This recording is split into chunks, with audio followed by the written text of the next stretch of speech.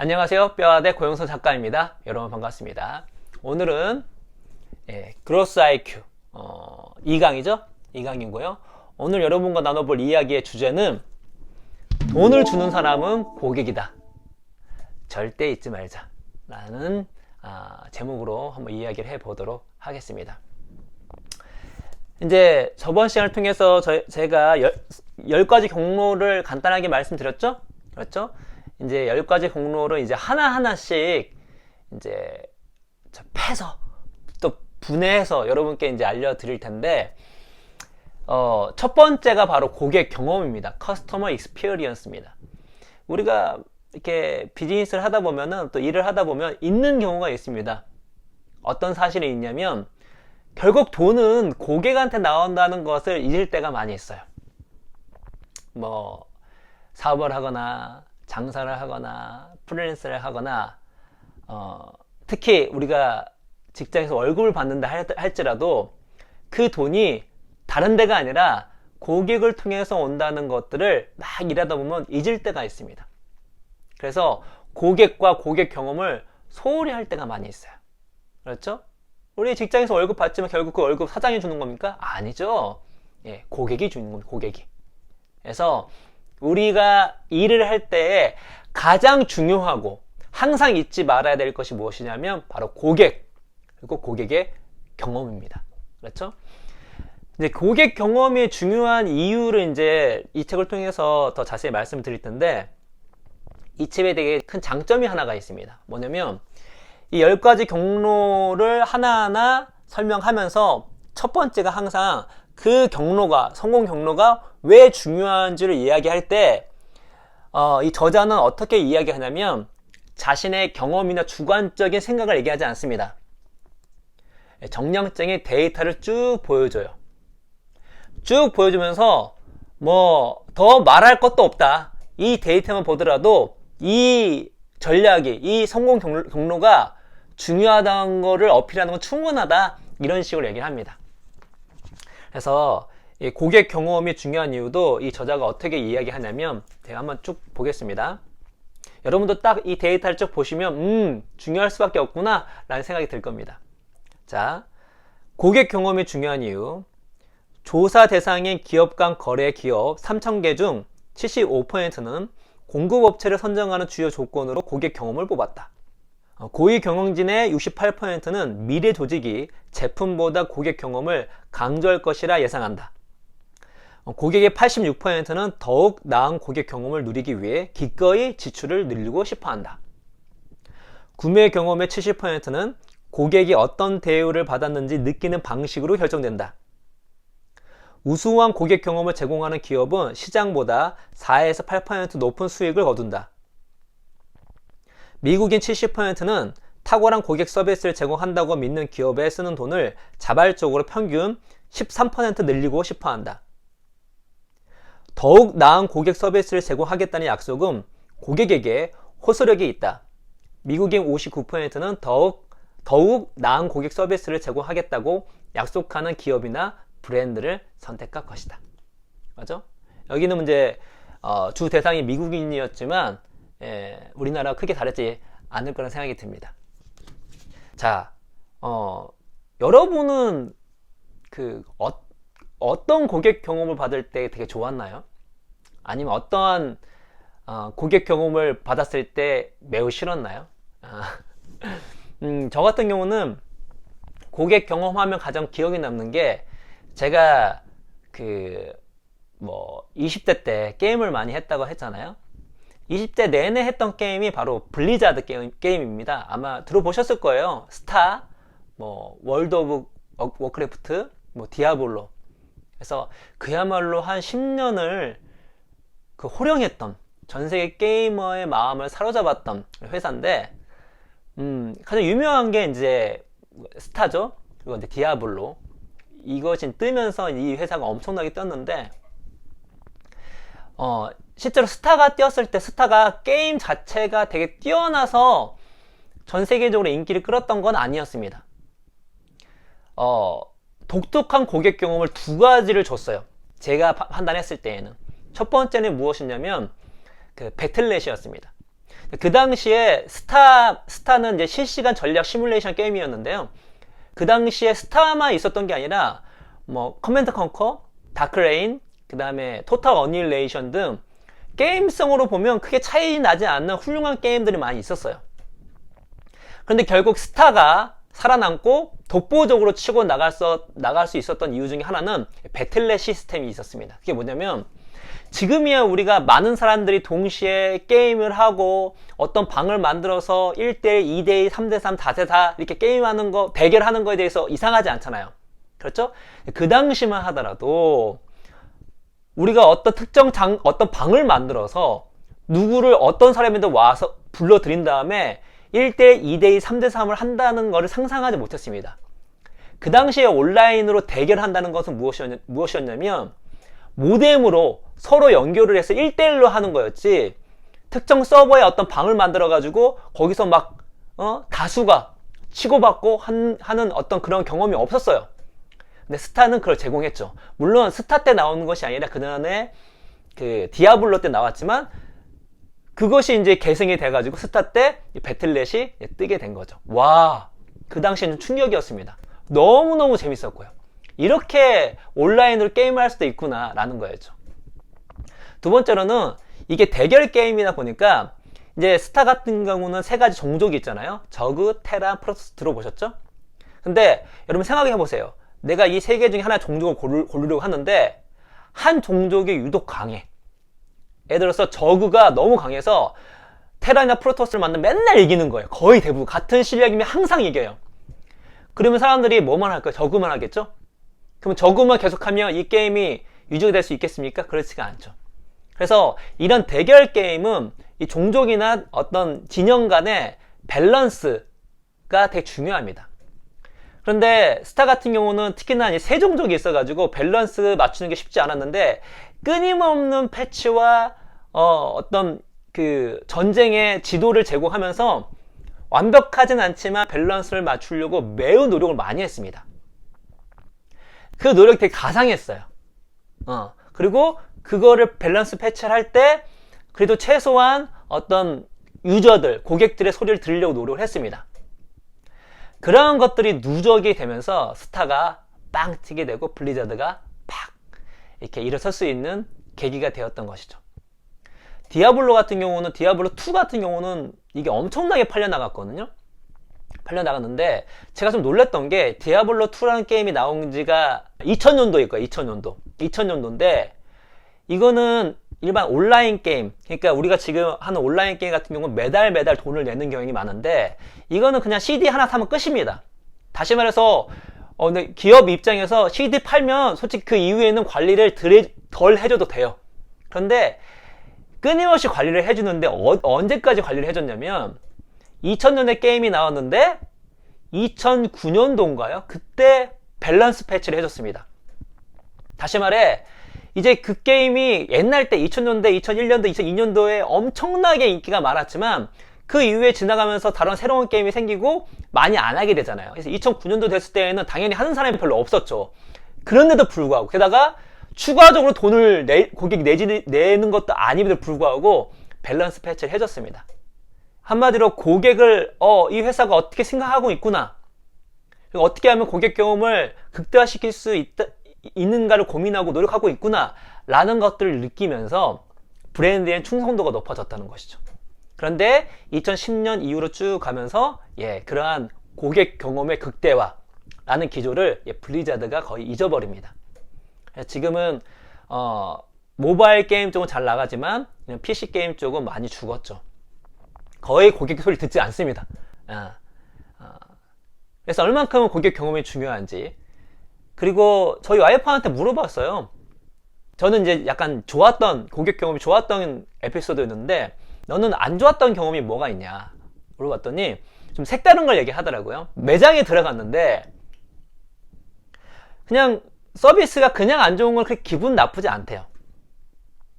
근데 손님을 차별하는 거를 느꼈을 때, 내가 차별받는다는 걸 느꼈을 때 정말 기분이 나쁘다고 얘기하더라고요. 그래서 매장에 딱 들어가면 이제 여러 손님이 있잖아요. 근데 그 점원이 딱 이 사람은 몸의 명품을 치장을 했어. 혹은 우리 제품을 살 것 같은 거야. 그러한 뇌피셜로 어떻게 하죠? 뇌피셜과 보이는 걸로 손님을 차별하는 거예요. 상대평가를 받으니까 너무 화가 난다 하더라고요. 그래서 절대 내가 이 매장 다시 안 온다. 그리고 주변 사람한테도 여기 가지 마라. 여기 차별 대응한다. 라고 하는 것이죠. 그렇죠? 고객을 차별하면 안 됩니다. 그렇죠?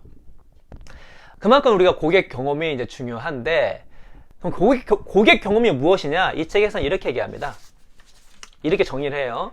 고객 경험은 온라인과 오프라인을 아우르면서 봇, 인공지능, 사물을 비롯한 신기술과 직원을 통한 모든 브랜드 접점을 합한 것이다 라는 것이죠.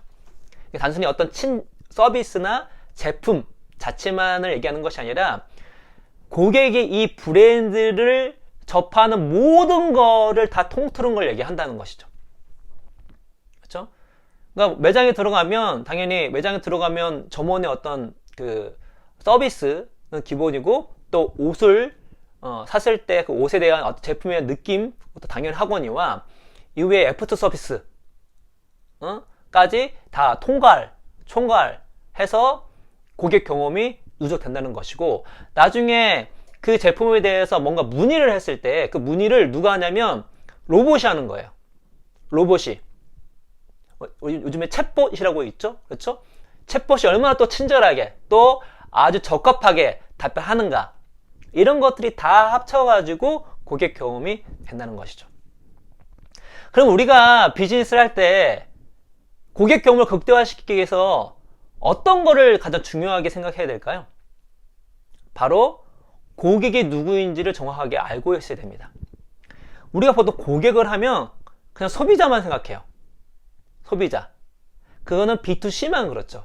그렇죠? 근데 비즈니스는 B2C만 있는 게 아닙니다. B2B도 있고요. B2G도 있습니다. B2B는 고객이 일반 소비자가 아니라 기업이죠. 그렇죠? B2G는 뭡니까? 고객이 정부입니다. 그래서 B2C, B2B, B2G마다 어떻죠? 고객이 다르기 때문에 우리가 줄 수 있는 고객 경험도 다 달라야 돼요. 전략이 달라질 수밖에 없습니다. 제가 1절장에서 얘기했죠? B2C와 B2B의 차이점이 뭐죠? 일반 소비자는 특정 제품에 전문가인 사람이 별로 없습니다. 예를 들어서 제가 핸드폰을 사고 컴퓨터를 샀는데 솔직히 잘 몰라요. 이 컴퓨터와 아이폰에서 잘 아시는 분도 있죠. 그러나 일반 대중은 이거에 대해서 자세히 모릅니다. 그렇죠? 근데 B2B는 어떻죠? 기업 상대는, 기업가들은 대부분 전문가예요. 내가 어떤 물건을 팔 때 그 물건에 대해서 잘 알고 있습니다. 그러면 두 대상에 대해서 어떻죠? 고객 경험을 줄 수 있는 전략이 달라지는 거죠. 그러니까 B2B 같은 경우는 정말로 디테일하게 설명을 해주고, 정말 그 기술적인 거나 여러 가지 것들을 뭐 어려운 용어를 할지라도 어필할 수 있게끔 노력하는 게 되게 중요하지만, B2C는 막 그러다 보면은 사람들이 오히려 지쳐요. 오히려 어떤 감성적인 거나 디자인적인 요소나 혹은 임팩트에 있는 광고나 이런 것들이 더 잘 먹히는 경우가 있는 것이죠. 물론 B2C지만 커스터머, 소비자가 전문가의 영역이 있습니다. 그러니까 이것도 알아야 돼요. 내가 파는 상품이 대상이 전문가인가 아닌가를, 소비자가 전문가인 영역인가 아닌가를 알 필요가 있습니다. 예를 들어서 음식점 맛은요, 소비자가 대부분 전문가예요. 대부분 전문가입니다. 왜냐면 이거를 요리 자체는 모르지만 맛을 보는 거는 대부분 전문가이기 때문에 많은 사람들이 맛있다 는 곳은 대부분 맛있어요. 대부분 맛있습니다. 그렇죠? 그래서 이런 분야는 마케팅보다 뭐죠? 제품의 질이 훨씬 더 중요합니다. 왜? 제품의 질이 좋으면 소비자들이 공통된 전문가이기 때문에 입소문을 낼 확률이 높아요. 그런데 그렇지 않으면 어떻게 되죠? 제품의 질이 아무리 좋아도 판매가 안 돼서 망하는 경우가 많이 있습니다. 제가 저번 강의에 말씀드렸죠? 좋은 제품을 만들었지만 망한 중소기업들 뭐 때문에 망했다고요? 마케팅 때문에 망했다고. 마케팅 때문에. 이 제품을 딱 접했을 때 이게 얼마나 좋은지를 잘 몰라요, 소비자가. 여기에 대한 전문가가 아니니까. 너 B2G 정부는 또 정부 나름대로 공무원 분들 상대해야 되죠? 또 독특한 특성이 있는 것입니다. 근데 요즘에는 이걸 더 넘어서서 고객이 사람이 아닌 경우도 점점 나타나고 있습니다. 앞으로는 더 나타날 거예요. 예를 들어서 자율주행차가 이제 대중화가 됐습니다. 근데 내가 일을 하고 있어요. 그 일하는 과정에 자율주행차가 그 주유를 하려고 그래. 기름을 넣으려고 그래요. 주유소를 갔습니다. 근데 특정 주유소를 갔는데 여기서 하는 모든 서비스와 어떤 메커니즘이 이 자율주행차 알고리즘 사항 기준의 이하인 거예요.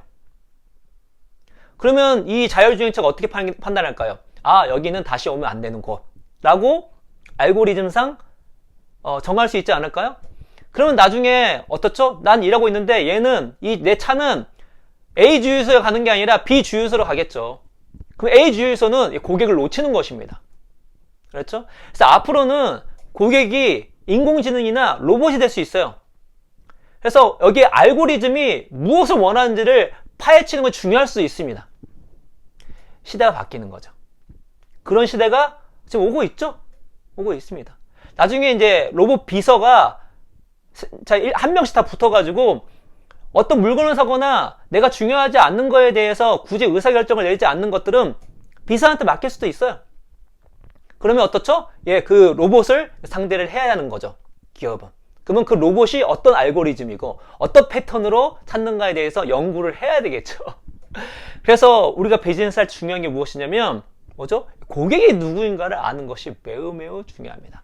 더 나아가서 고객의 경험을 그냥 감이 아니라 정량적으로 측정할 수 있으면 측정을 해야 합니다.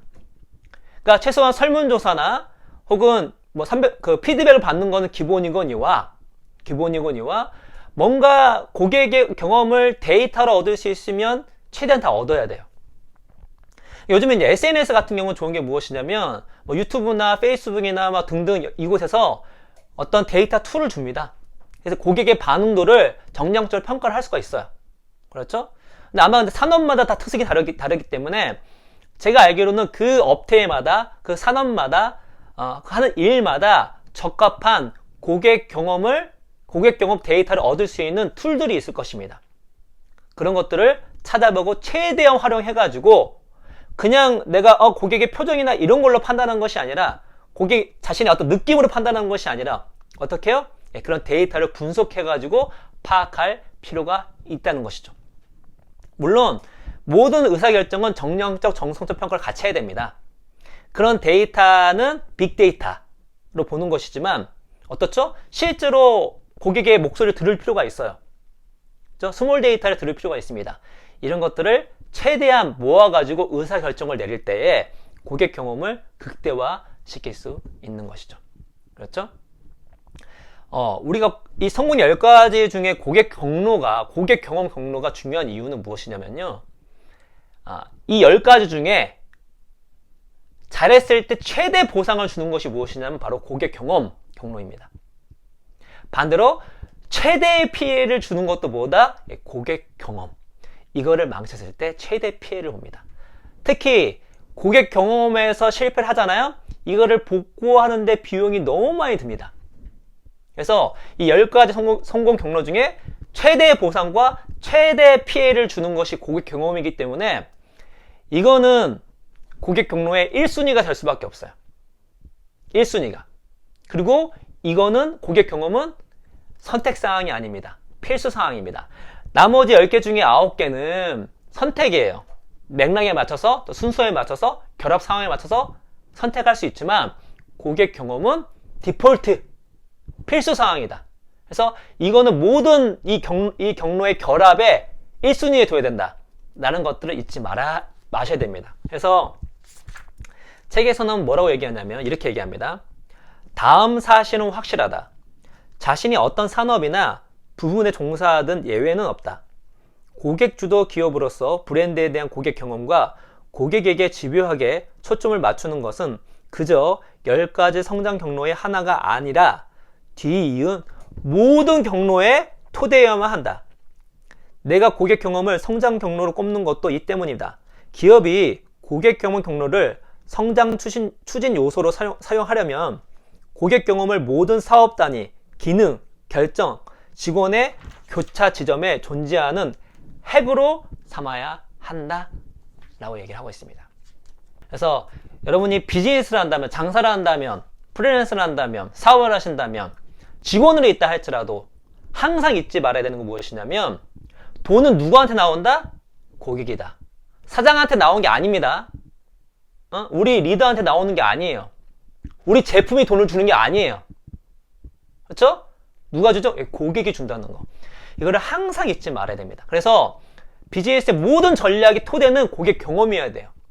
제가 어떻게 읽을 것인가에서 독수법 중에 관독이라고 얘기했죠. 관독은 독수법만 있는 것이 아니라 모든 이 상황을 바라보는데 필요한 겁니다. 뭐죠?